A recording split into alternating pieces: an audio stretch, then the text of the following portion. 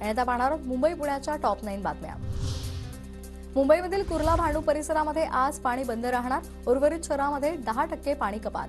पवईतील पाणी पुरवठा केंद्रात दुरुस्तीच्या कामामुळे पालिकेचा निर्णय। नवी मुंबईतील पावणे एमआयडीसी परिसरातील केमिकल कंपनीला भीषण आग। अग्निशमन दलाकडून आग विझवण्याचे प्रयत्न। मुंबईतील एलआयसीच्या 68 इमारती धोकादायक स्थितीमध्ये। धोकादायक इमारतींचा तातडीने पुनर्विकास करण्याचे म्हाडाचे आदेश। कल्याण डोंबिवलीमध्ये 1,65,000 बेकायदा बांधकामं। उच्च न्यायालयाकडून महापालिकेवर संताप व्यक्त।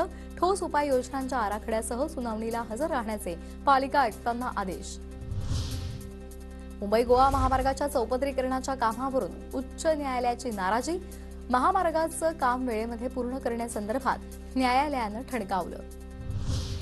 पंतप्रधान नरेंद्र मोदी यांच्या हस्ते शिवडी न्हावा सागरी सेतू महामार्गाचं उद्घाटन होणार। नवी मुंबई विमानतळाच्या जागेवर उद्घाटनाचा सोहळा होणार।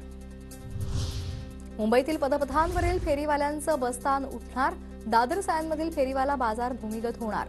दिल्लीतील कॅनॉट प्लेसमध्ये त्याप्रमाणे भूमिगत बाजार संकल्पना अंमलामध्ये येणार आहे। कल्याण डोंबिवलीमध्ये सर्दी खोकल्याच्या रुग्णांमध्ये वाढ झाली आहे। मास्क लावणं, सोशल डिस्टन्स पाळण्याचा आरोग्य विभागाचा सल्ला। मुंबई महापालिकेच्या कंत्राटी कर्मचाऱ्यांना बायोमेट्रिक हजेरी बंधनकारक। आरोग्य विभागातील कार्यालय आणि दवाखान्यांमध्ये काम करणाऱ्या कर्मचाऱ्यांना बायोमेट्रिक बंधनकारक असेल।